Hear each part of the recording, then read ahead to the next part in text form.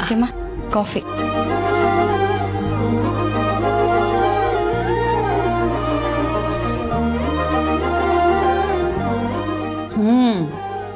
As usual ತುಂಬ ಚೆನ್ನಾಗಿದೆ ಅಮ್ಮ.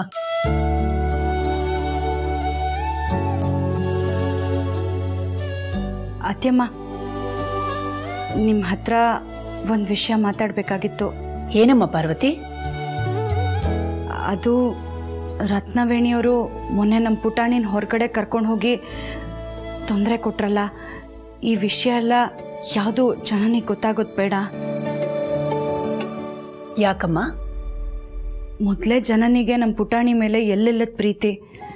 ರತ್ನವೇಣಿಯವರು ಪುಟಾಣಿನ ಈ ರೀತಿ ಹೊರಗಡೆ ಕರ್ಕೊಂಡು ಹೋಗಿ ಇಷ್ಟೆಲ್ಲ ತೊಂದರೆ ಕೊಟ್ಟರು ಅನ್ನೋ ವಿಷಯ ಅವಳಿಗೆ ಗೊತ್ತಾದರೆ ಸುಮ್ಮನೆ ಅವಳಿಗೆ ಕೋಪ ಬರುತ್ತೆ. ಕೋಪ ಬಂದು ಮನೇಲಿ ಜಗಳ ಆದರೆ ಅವಳಿಗೂ ನೋವಾಗುತ್ತೆ, ಮನೆ ನೆಮ್ಮದಿನೂ ಹಾಳಾಗುತ್ತೆ.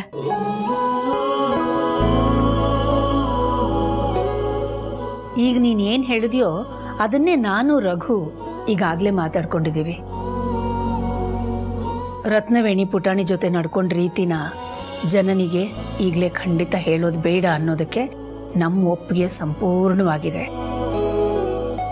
ಈ ವಿಷಯನ ಆದಿ ದಾಮಿನಿಗೂ ಹೇಳ್ಬಿಡಮ್ಮ. ಸರಿ ಅತ್ತೆಮ್ಮ.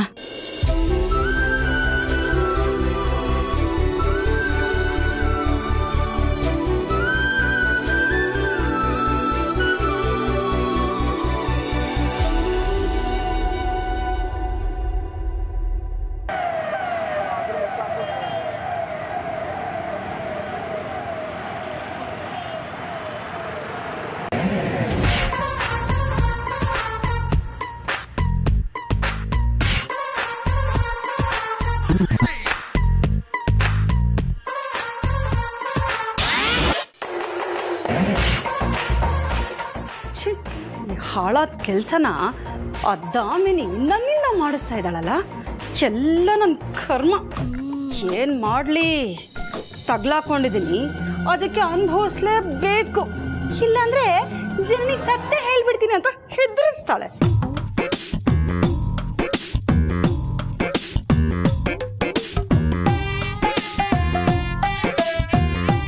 ಆಂಟಿ ತಗೊಳ್ಳಿ, ಇದು ಇದೆ, ಆವಾಗಲೇ ಕೊಡೋದನ್ನ ಮರ್ತ್ಬಿಟ್ಟೆ.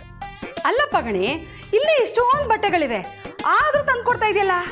ನೀವೆಲ್ಲರೂ ನನ್ನನ್ನ ಮನುಷ್ಯರು ಅನ್ಕೊಂಡಿದ್ದೀರಾ ಇಲ್ಲ ರಾಕ್ಷಸಿ ಅನ್ಕೊಂಡಿದ್ದೀರಾ? ಅವೆರಡೂ ಅಲ್ಲ, ಅದಕ್ಕಿಂತ ಖರಾಬೆ ಅಂತ ಅನ್ಕೊಂಡಿದ್ದೀನಿ. ಏಯ್, ಏನೋ ಅತಿಯಾಗಿ ಮಾತಾಡ್ತಾ ಇದೀಯಾ? ಏನು ವಾಯ್ಸ್ ಜೋರ್ ಮಾಡ್ತಿದ್ದೀರಾ? ವಾಯ್ಸ್ ಜೋರ್ ಮಾಡಿದ್ರೆ ನಮ್ಮ ಬಾಸ್ನ ಕರಿತೀನಿ. ಬಾಸ ಯಾರೋ? ಅದು ನಾನೇ.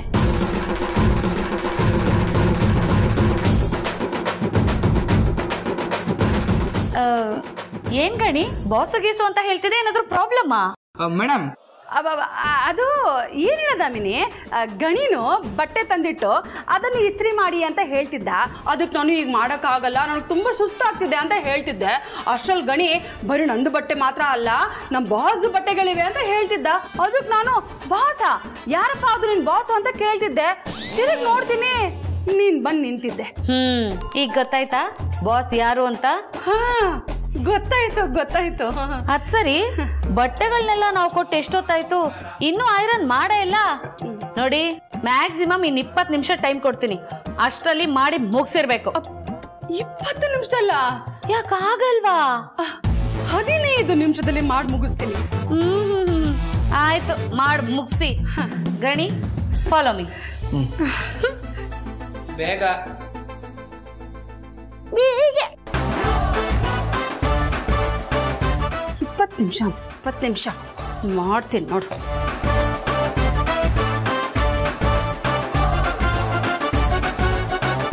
ಅಲ್ಲ ಮೇಡಮ್, ಈ ರತ್ನವೇಣಿಯವರು ಎಷ್ಟೇ ಕೆಟ್ಟವರಾಗಿರ್ಬೋದು, ಆದರೆ ನಾವು ಅವ್ರಿಗೆ ಈ ಥರ ತೊಂದರೆ ಕೊಡೋದು ಸರಿನಾ? ಅಲ್ಲ, ನಾಳೆ ಇದರಿಂದ ನಿಮ್ಗೇನಾದ್ರು ತೊಂದರೆ ಆದರೆ ನೀವೇನು ಮಾಡ್ತೀರಾ? ಅಯ್ಯೋ, ಆ ಥರ ಎಲ್ಲ ಏನೂ ಆಗಲ್ಲ ಗಣಿ. ಹಾಗಾದ್ರೂ ನಾನೇನು ಅದ್ರ ಬಗ್ಗೆ ತಲೆ ಕೆಡಿಸ್ಕೊಳ್ಳಲ್ಲ. ಇಂಥವ್ರಿಗೆ ಈ ರೀತಿನೇ ಶಿಕ್ಷೆ ಕೊಡಬೇಕು. ಅಲ್ಲ ಕಣೋ, ನಿಮ್ಮ ಅಕ್ಕನಿಗೆ ಮತ್ತು ನಿಮ್ಮ ಅಪ್ಪನಿಗೆ ಎಷ್ಟು ಅವಮಾನ ಮಾಡಿಲ್ಲ. ಪಾಪ ಮಗು ಪುಟಾಣಿ, ಅವಳನ್ನ ಯಾವ್ಯಾವ ರೀತಿಯೆಲ್ಲ ನಡೆಸ್ಕೊಂಡಿಲ್ಲ. ಇಂಥವ್ರಿಗೆ ಹೀಗೆ ಮಾಡಬೇಕು, ಸರಿನಾ ಇಲ್ವಾ? ಸರಿ ಮೇಡಮ್, ನೀವೇನೇ ಮಾಡಿ ನಿಮಗೆ ನಾನು ಸಪೋರ್ಟ್ ಆಗಿರ್ತೀನಿ. ಅಲ್ಲಿ ನೋಡು ಐರನ್ನೇ ಮಾಡಕ್ಕೆ ಬರ್ತಾ ಇಲ್ಲ. ಪಡ್ದೆ ಕಷ್ಟ ಸರಿಯಾಗಿ ಪಡಬೇಕು.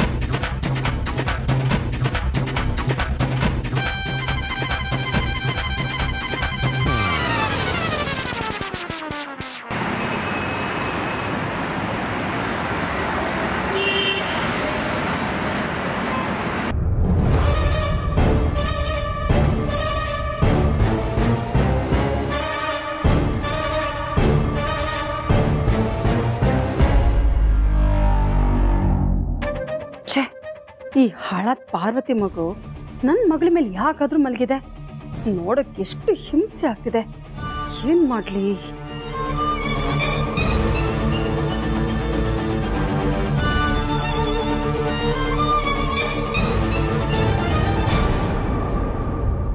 ಚಿಕ್ಕಮ್ಮ ಏನಾಯ್ತು?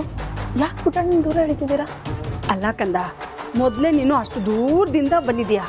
ಅಂಥದ್ರಲ್ಲಿ ಪುಟಾಣಿ ನಿನ್ನ ಮೇಲೆ ಮಲಗಿದ್ರೆ ನಿನಗೆ ಭಾರ ಆಗಲ್ವಾ? ಅದಕ್ಕೆ ಹಾಗೆ ಮಾಡಿದೆ. ಚಿಕ್ಕಮ್ಮ ಏನಾಗಿದೆ ನಿಮಗೆ? ನಾನು ಬಂದಾಗಿಂದ ಯಾಕೆ ವಿಚಿತ್ರವಾಗಿ ಆಡ್ತಾ ಇದ್ದೀರಲ್ಲ? ಪುಟಾಣಿ ನನ್ನ ಮಗಳು ತಾನೆ. ಅಯ್ಯೋ, ಯಾಕಮ್ಮ ಹೀಗೆ ಕೇಳ್ತಿದ್ಯಾ? ಮತ್ತಿನ್ನೇನು ಚಿಕ್ಕಮ್ಮ, ಪುಟಾಣಿ ಯಾವಾಗಲೂ ನನ್ನ ಮೇಲೆ ತಾನೇ ಮಲಗೋದು. ಅಷ್ಟಕ್ಕೂ ನನ್ನ ಮಗಳು ಯಾವತ್ತೂ ನನಗೆ ಭಾರ ಆಗಲ್ಲ, ಅರ್ಥ ಆಯ್ತಾ? ಬರೀ ಭಾರ ಅಲ್ಲ, ಸತ್ಯ ಗೊತ್ತಾಗಿದ್ದಿನ ನಿನ್ನ ಮನಸ್ಸು ಕಲ್ಲಾಗ್ಬಿಡತ್ತೆ. ಆದರೆ ಅದನ್ನು ಹೇಳೋ ಪರಿಸ್ಥಿತಿಯಲ್ಲಿ ನಾನಿಲ್ಲ. ನಾನು ಏನು ಮಾಡಲಿ? ನೋಡಿ ಚಿಕ್ಕಮ್ಮ, ಏನಾದರೂ ಮಾತಾಡೋದಿದ್ರೆ ಆಮೇಲೆ ಮಾತಾಡೋಣ. ಪುಟಾಣಿ ಮಲಗಿದ್ದಾಳೆ, ನಾನು ಸ್ವಲ್ಪ ಹೊತ್ತು ರೆಸ್ಟ್ ಮಾಡಬೇಕು. ನೀವು ಹೋಗಿ. ಕಂದ, ಬಂದಾಗಿಂದ ನೀನು ಏನೂ ತಿಂದಿಲ್ಲ. ಏನಾದರೂ ತಂದ್ಕೊಡ್ಲಾ? ಏನು ಬೇಡ ಚಿಕ್ಕಮ್ಮ, ಪುಟಾಣಿ ಎದ್ಮೇಲೆ ಒಟ್ಟಿಗೆ ಊಟ ಮಾಡ್ತೀವಿ. ಸರಿ ಕಣಮ್ಮ, ನಿನ್ನಿಷ್ಟ.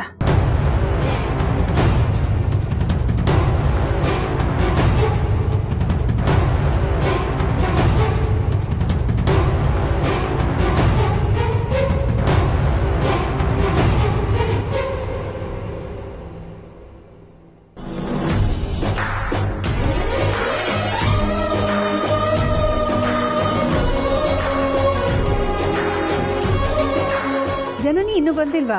ಇಲ್ಲ ಅತ್ಯಮ್ಮ, ನಾನೇ ಹೋಗಿ ಕರ್ಕೊಂಡು ಬರ್ತೀನಿ. ಅಕ್ಕ,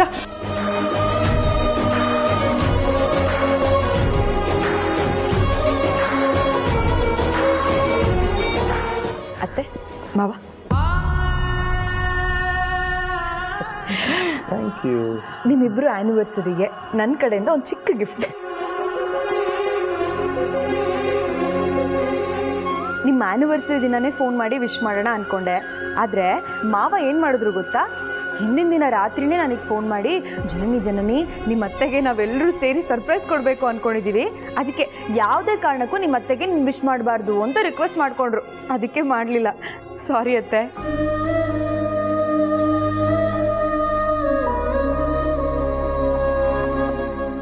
first of all thank you very much for the gift. ಇಷ್ಟು ದೊಡ್ಡದಾಗಿತ್ತು ನನ್ನನ್ನು ಗೋಳಾಡಿಸೋ ನಿಮ್ಮ ಸರ್ಪ್ರೈಸ್ ನೆಟ್ವರ್ಕು. ಅತ್ತೆ, ಮಾವ, ಆಶೀರ್ವಾದ ಮಾಡಿ. ಚೆನ್ನಾಗಿರೋ ಮಗಳೇ. Thank you. ಜಯ, ಇದನ್ನ ನನ್ನ ರೂಮ್ನಲ್ಲಿ ಇಟ್ಬಮ್ಮ. ಜನನಿ, ಇಷ್ಟು ದಿನ ಊಟ ಮಾಡೋವಾಗೆಲ್ಲ ಡೈನಿಂಗ್ ಟೇಬಲಲ್ಲಿ ನಿನ್ನನ್ನು ಎಷ್ಟು ಮಿಸ್ ಮಾಡ್ಕೋತಾ ಇದ್ವಿ ಗೊತ್ತಾ? ಬಾಮ್ಮ, ಇವತ್ತು ಎಲ್ಲರೂ ಒಟ್ಟಿಗೆ ಊಟ ಮಾಡೋಣ. ಹಾಂ ಅತ್ತೆ, ಮಾಡೋಣ. ಆದರೆ ಮೊದಲು ನಾನು ಪುಟಾಣಿಗೆ ಊಟ ಮಾಡಿಸ್ಬಿಡ್ತೀನಿ, ಆಮೇಲೆ ನಾನು ಊಟ ಮಾಡ್ತೀನಿ. ಜನನಿ, ಪುಟಾಣಿಗೆ ನಾನು ಊಟ ಮಾಡಿಸ್ತೀನಿ. ಪಾಪ ನಿನಗೆ ಹಸುವಾಗಿರುತ್ತೆ, ಮೊದಲು ನೀನು ಊಟ ಮಾಡು. ಪರವಾಗಿಲ್ಲ ಅಕ್ಕ, ಇವತ್ತು ಪುಟಾಣಿಗೆ ನಾನೇ ಊಟ ಮಾಡಿಸ್ತೀನಿ, ಆಮೇಲೆ ನಾನು ಊಟ ಮಾಡ್ತೀನಿ. ಅಯ್ಯ, ಪಾರ್ವತಿನೇ ಪುಟಾಣಿಗೆ ಊಟ ಮಾಡಿಸ್ಲಿ ಬಿಡಮ್ಮ.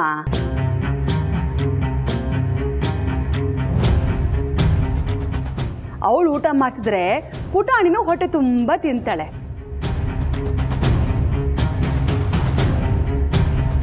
ಅಂದರೆ ಏನೇ ಮಾತಿನ ಅರ್ಥ? ನಾನು ಪುಟಾಣಿಗೆ ಹೊಟ್ಟೆ ತುಂಬ ಊಟ ಮಾಡಿಸಲ್ಲ ಅಂತನಾ?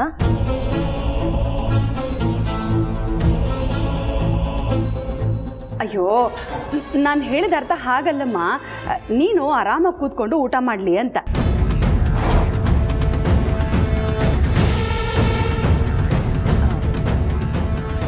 ನೋಡಮ್ಮ ಜನನಿ, ನಿನಗೆ ಆಫೀಸು ಥಾಟ್ ಪ್ರೋಸೆಸ್ಸು ಅಂತ ತುಂಬ ಲೋಡ್ ಇದೆ.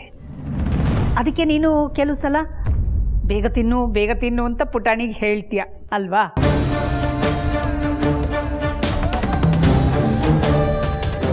ಈ ಆಫೀಸ್ ಕೆಲಸನೆಲ್ಲ ಪಾರ್ವತಿಯಿಂದ ನಿಭಾಯಿಸೋಕ್ಕಾಗಲ್ಲ. ಆದರೆ ಮಗುಗೆ ಊಟ ಮಾಡಿಸೋದನ್ನು ನಿಧಾನವಾಗಿ ಕತೆ ಹೇಳ್ಕೊಂಡು ಮಾಡಿಸ್ತಾಳೆ. ಅದಕ್ಕೆ ಅದು ಹೊಟ್ಟೆ ತುಂಬ ಊಟ ಮಾಡುತ್ತೆ ಅಂತ ಹೇಳಿರಬೇಕು.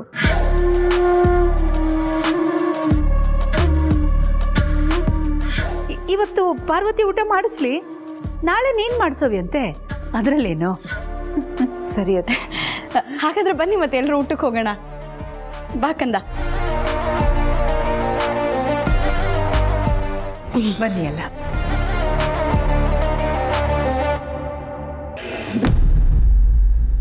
ಬಾನದಾರಿಯಲ್ಲಿ ಸೂರ್ಯ ಜಾರಿ ಹೋದ, ಚಂದ್ರ ಮೇಲೆ ಬಂದ, ತಾರೆಯಂದ ನೋಡು ಎಂಥ ಚಂದ, ರಾತ್ರಿ ಆಯ್ತು ಮಲಗು ನನ್ನ ಪುಟ್ಟ ಕಂದ, ನನ್ನ ಪುಟ್ಟ ಕಂದ.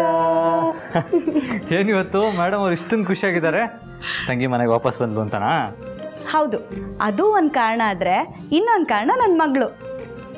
ಹೌದಾ? ಹ್ಞೂ, ಎಲ್ಲರೂ ಊಟಕ್ಕೆ ಕೂತಿದ್ದಾಗ ಪುಟಾಣಿಗೆ ನಾನೇ ಊಟ ಮಾಡಿಸ್ತೀನಿ ಅಂತ ಜನನಿಗೆ ಹೇಳಿದಾಗ ಅವಳು ಒಪ್ಕೋತಾಳೋ ಇಲ್ವೋ ಅಂತ ಅಂದ್ಕೊಂಡಿದ್ದೆ. ಆಗ ರತ್ನವೇಣಿಯವರು ಅದೇ ಸಮಯದಲ್ಲಿ ನನ್ನ ಪರವಾಗಿ ಮಾತಾಡಿದ್ರು. ಅಂದರೆ ಏನರ್ಥ? ರತ್ನವೇಣಿಯವ್ರು ಬದಲಾದ್ರೆ ಜನನಿನೂ ಬದಲಾದಂಗೆ ಅಂತಾನೆ. ಹೌದು ಪಾರು, ಪುಟಾಣಿ ವಿಷಯದಲ್ಲಿ ಜನನಿ ತಲೆ ಕೆಡಿಸ್ತಾ ಇದ್ದಿದ್ದೆ ರತ್ನವೇಣಿಯವರು. ಇವಾಗ ಅವರೇ ಸರಿಯಾಗಿದ್ದಾರೆ ಅಂದಮೇಲೆ ಸಮಸ್ಯೆನೇ ಇರಲ್ಲ ಅಲ್ವಾ? ಹೌದು ಯಜಮಾನ್ರೆ. ಆಮೇಲೆ ಮೊದಲಿನ ಥರ ನಾನೇ ನಮ್ಮ ಪುಟಾಣಿಗೆ ಊಟ ಮಾಡಿಸೋದು, ಆಟ ಆಡಿಸೋದು, ತಿಂಡಿ ತಿನ್ನಿಸೋದು, ಸ್ನಾನ ಮಾಡಿಸೋದು ಎಲ್ಲ ನಾನೇ ಮಾಡ್ಬೋದು. ಅಯ್ಯೋ ಯಜಮಾನ್ರೆ, ನಾನು ನೀರು ತರದೆ ಮರ್ತೋದೆ, ಇಡೀ ಹೋಗಿ ತೊಗೊಂಬರ್ತೀನಿ. ಪಾರು, ದಿನ ಬೆಳಗ್ಗೆಯಿಂದ ಸಂಜೆವರೆಗೂ ಕೆಲಸ ಮಾಡಿ ನೀನು ಸುಸ್ತಾಗಿರ್ತೀಯಾ? ನಾನು ಹೋಗಿ ನೀರು ತೊಗೊಂಬರ್ತೀನಿ. ಹಾಗೆಲ್ಲ ಏನೂ ಇಲ್ಲ, ನಾನು ಹೋಗಿ ತೊಗೊಂಬರ್ತೀನಿ ರೀ. ಹಲೋ, ಏನು ಬರೀ ಹೆಂಡತಿ ಒಬ್ಬಳೇ ಕೆಲಸ ಮಾಡಬೇಕಾ? ಗಂಡನ ಕೆಲಸ ಮಾಡಬಾರ್ದಾ? ನೀನು ಇವಾಗ ಸುಮ್ಮನೆ ನಿಂತಿರೋ, ನಾನು ಹೋಗಿ ನೀರು ತೊಗೊಂಬರ್ತೀನಿ.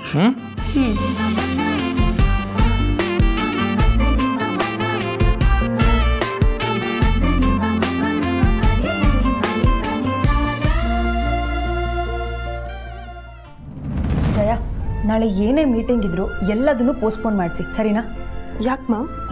ನಾಳೆ ಇಡೀ ದಿನ ನನ್ನ ಮಗಳ ಜೊತೆ ನಾನು ಟೈಮ್ ಸ್ಪೆಂಡ್ ಮಾಡಬೇಕು ಅಂದ್ಕೊಂಡಿದ್ದೀನಿ, ಅದಕ್ಕೆ. Okay ma'am.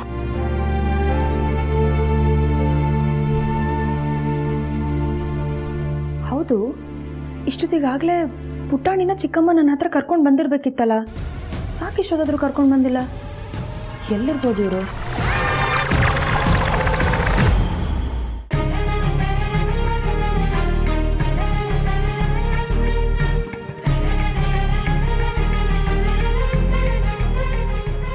ಏನು ಹನುಮಂತು, ಒಬ್ಬನೇ ಕೂತಿದ್ದೆ? ಏನಿಲ್ಲ ಮೇಡಮ್, ಹೀಗೆ ಏನಾದರೂ ಕೆಲಸ ಇತ್ತಾ ಹೇಳಿ ಮೇಡಮ್. ಏನಿಲ್ಲ ಹನುಮಂತು, ಅದು ನೀನು ಪುಟಾಣಿನ ಆಗಾಗ ಆಟ ಆಡಿಸ್ತಿದ್ದೆ. ಈಗ ಇವಳು ಆಟ ಆಡಬೇಕು ಅಂತ ಹೇಳ್ತಿದ್ದಾಳೆ. ನೀನು ಇವಳ ಜೊತೆ ಆಟ ಆಡಿದ್ರೆ ನಿನಗೂ ಕಾಲ ಕಳೆಯುತ್ತೆ, ಬೇಜಾರು ಹೋಗುತ್ತೆ. ಇದೇನು ಮೇಡಮ್, ಮಗು ಜೊತೆ ನನಗೆ ಆಟ ಆಡೋದಕ್ಕೆ ಹೇಳ್ತಿದ್ದೀರಿ? ನಂಬೋಕೆ ಆಗ್ತಿಲ್ಲ ನನಗೆ. ಅಯ್ಯೋ, ಅದರಲ್ಲೇನು ತಪ್ಪಿದೆ ಹನುಮಂತು? ಎಷ್ಟೇ ಆದರೂ ಇವಳು ನಿನಗೂ ಮೊಮ್ಮಗಳೇ ತಾನೆ? ಚಿಕ್ಕಮ್ಮ,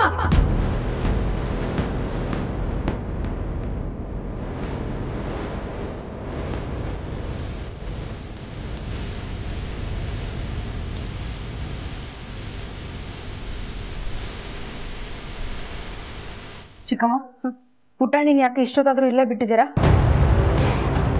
ಅದು ಏನಿಲ್ಲ ಕಣಮ್ಮ, ಮಗುನ ಆಟ ಆಡ್ಸೋಣ ಅಂತ. ಇಷ್ಟೊತ್ತಿನಲ್ಲಿ ಪುಟಾಣಿ ಆಟ ಆಡ್ಬೇಕಾ? ಪುಟಾಣಿ ಆಟ ಆಡಬೇಕು ಅಂತ ನೀನು ಕೇಳಿದ್ಯಾ?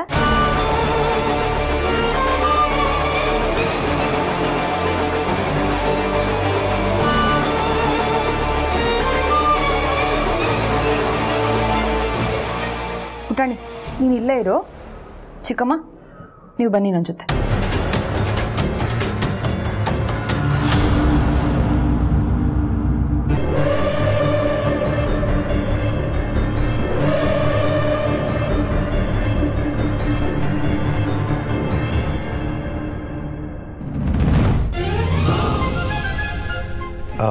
ಅಖಿಲ, ನಾನು ಸ್ವಲ್ಪ ಹೊರಗೆ ಹೋಗಿ ಬರ್ತೀನಿ.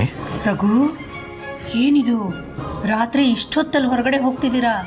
ನನಗೆ ಗೊತ್ತಿಲ್ದಿರೋ ಹಾಗೆ ಸೀಕ್ರೆಟ್ ಆಗಿ ಏನಾದರೂ ಡಿಟೆಕ್ಟಿವ್ ಕೆಲಸ ಮಾಡ್ತಿದ್ದೀರಾ? ನಿನಗೆ ನನ್ನ ಮೇಲೆ ಎಷ್ಟು ಪ್ರೀತಿ ಇದೆ ಅಂತ ಹೊರಗಿದ್ದು ಕಂಡು ಹಿಡಿಬೇಕು ಅಂತ ಅಂದ್ಕೊಂಡಿದ್ದೀನಿ. ಯಾಕೋ ಪಾನ್ ತಿನ್ನಬೇಕು ಅಂತ ತುಂಬ ಅನಿಸ್ತಾ ಇದೆ. ಅದಕ್ಕೆ ನಾನೇ ಖುದ್ದಾಗಿ ಹೋಗಿ ನಿನಗೊಂದು ನನಗೊಂದು ಸ್ಪೆಷಲ್ ಪಾನ್ ತರೋಣ ಅಂತ. ನೀನು ಬಂದಿದ್ರೆ ಚೆನ್ನಾಗಿರೋದು. Hi hi hi hi hi, ಏನಪ್ಪ ಇದು ಹೊಸ ಮದುಮಗನ ಥರ ಖುಷಿಯಾಗಿದ್ದೀರಾ? ಏನು ಸಮಾಚಾರ? ಏನೂ ಇಲ್ಲ ಅಖಿಲ, ಯಾಕೋ ನಿನ್ನ ಜೊತೆ ತಿನ್ನಬೇಕು ಅಂತ ಅನಿಸ್ತು. ರಘು, ಮದುವೆ ಆದ ಹೊಸದ್ರಲ್ಲಿ ನಾವಿಬ್ಬರು ಊಟ ಆದಮೇಲೆ ವಾಕ್ ಹೋಗ್ತಾ ಇದ್ವಿ. ಪಾನ್ ಗಾಡಿ ಮುಂದೆ ನಿಂತ್ಕೊಂಡು ಪಾನ್ ತಿನ್ಕೊಂಡು ವಾಕ್ ಮಾಡಿಕೊಂಡು ವಾಪಸ್ ಮನೆಗೆ ಬರ್ತಾ ಇದ್ವಿ. ಅದು ಒಂದು ಚಂದದ ಕಾಲ ಅಲ್ಲ? ಆದರೆ ಆಗ ನೀವು ನಾನು ಅರಸನಕೋಟೆ ರಘುರಾಮ್, ಅರಸನಕೋಟೆ ಅಖಿಲಾಂಡೇಶ್ವರಿ ಅಂತ ಫೇಮಸ್ ಆಗಿರಲಿಲ್ಲ. ಇವಾಗ ಹೋಗಿ ಗಾಡಿ ಮುಂದೆ ನಿಂತ್ಕೊಂಡು ತಿಂದರೆ ಚೆನ್ನಾಗಿರಲ್ಲ. ರಘು, ನಿಮಗೆ ನಾನು ಮಾಡಿಕೊಡೋ ಪಾನು ತುಂಬ ಇಷ್ಟ ಅಲ್ವಾ? ನಾನೇ ಮಾಡಿಕೊಡ್ಲಾ? ಆಯಿತು, ಹಸ್ದವನಿಗೆ ಅಮೃತನೇ ಕೊಟ್ಟರೆ ಬೇಡ ಅನ್ನೋದುಂಟೆ? ಸರಿ, ಹಾಗಾದರೆ ನಾನೇ ನನ್ನ ಕೈಯಾರ ರೆಡಿ ಮಾಡಿ ತಂದು ಕೊಟ್ಬಿಡ್ತೀನಿ.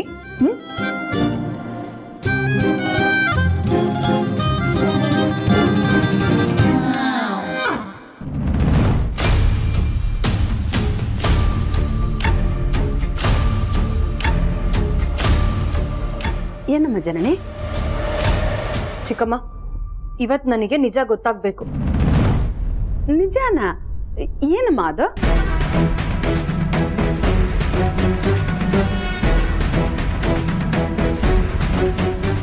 ನಾನು ಊರಿಂದ ಬರೋದ್ರೊಳಗೆ ಈ ಮನೇಲಿ ಏನೇನೋ ನಡೆದಿದೆ. ಅದೇನು ಅಂತ ಹೇಳಿ.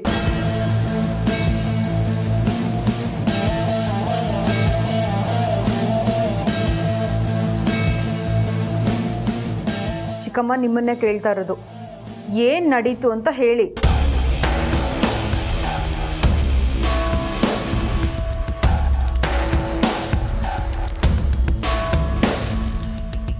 ಅಯ್ಯೋ, ಏನಿಲ್ಲ ಕಂದ, ನೀನು ಅಂದ್ಕೊಂಡಿರೋ ಥರ ಇಲ್ಲಿ ಏನು ನಡೆದಿಲ್ಲ. ಮತ್ಯಾಕೆ ಪುಟಾಣಿನ ಅಪ್ಪನ ಹತ್ರ ಬಿಡ್ತಾ ಇದ್ರಿ? ಅದು ಇಷ್ಟೊತ್ತಿನಲ್ಲಿ. ಪುಟಾಣಿ ಎಲ್ಲೇ ಇದ್ರು, ಯಾರ ಜೊತೆ ಇದ್ರು, ಇಷ್ಟೊತ್ತಿಗಾಗ್ಲೇ ನೀವು ಅವಳನ್ನ ನನ್ನ ಹತ್ರ ಕರ್ಕೊಂಡು ಬಂದು ಬಿಡ್ತಾ ಇದ್ರಿ ತಾನೆ? ಹ್ಞೂನಮ್ಮ. ಮತ್ತೆ ಇವತ್ತು ಯಾಕೆ ಇಷ್ಟೊತ್ತಾದ್ರೂ ಪುಟಾಣಿನ ನನ್ನ ಹತ್ರ ಕರ್ಕೊಂಡು ಬಂದ್ಬಿಟ್ಟಿಲ್ಲ?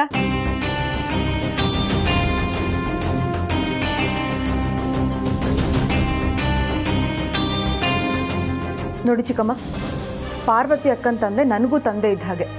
ನಾನು ಅವ್ರನ್ನ ಅಪ್ಪ ಅಂತಾನೆ ಕರಿತೀನಿ, ಅವರು ಅಷ್ಟೇ ನನ್ನನ್ನು ಮಗಳೇ ಅಂತಾನೆ ಕರೀತಾರೆ. ಅವರು ನಮ್ಮ ಪುಟಾಣಿನ ಹಾಗೆ ನೋಡ್ತಾರೆ, ಅಷ್ಟೇ ಪ್ರೀತಿ ಮಾಡ್ತಾರೆ. ಅದ್ರಲ್ಲಿ ನನ್ಗೆ ಯಾವ ಬೇಜಾರು ಇಲ್ಲ. ಆದರೆ ನಿಮ್ಮ ಬಾಯಲ್ಲಿ ಯಾವತ್ತೂ ಅವಳು ನಿಮ್ಮ ಮೊಮ್ಮಗಳು ತಾನೆ ಅಂತ ಬಂದೇ ಇರಲಿಲ್ಲ. ಆದರೆ ಇವತ್ತು ನೀವೇ ಪುಟಾಣಿನ ಅವ್ರ ಹತ್ರ ಕರ್ಕೊಂಡು ಹೋಗಿ ಇವಳು ನಿಮಗೂ ಮೊಮ್ಮಗಳು ತಾನೆ ಅಂತ ಹೇಳಿದ್ರಿ. ಯಾಕೆ? ನಮ್ಮ ಪುಟಾಣಿ ಬಗ್ಗೆ ನಿಮ್ಮ ಮನಸ್ಸಲ್ಲಿ ಏನು ನಡೀತಿದೆ ಅನ್ನೋದು ನನಗಿವತ್ತು ಗೊತ್ತಾಗಲೇಬೇಕು.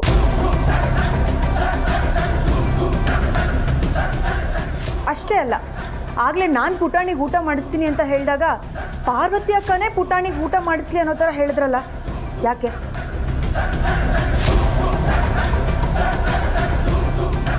ಯಾಕೋ ನೀವು ಮೊದಲಿನ ಥರ ಇಲ್ಲ ಚಿಕ್ಕಮ್ಮ. ಅಂಥದ್ದು ಏನಾಗಿದೆ ನೋಡಿ, ಏನಾಗಿದೆ ಅಂತ ನೀವು ನನಗೆ ಹೇಳಲೇಬೇಕು. ಹೇಳಿಲ್ಲ ಅಂದರೆ ನನ್ನ ಮೇಲೆ ಆಣೆ.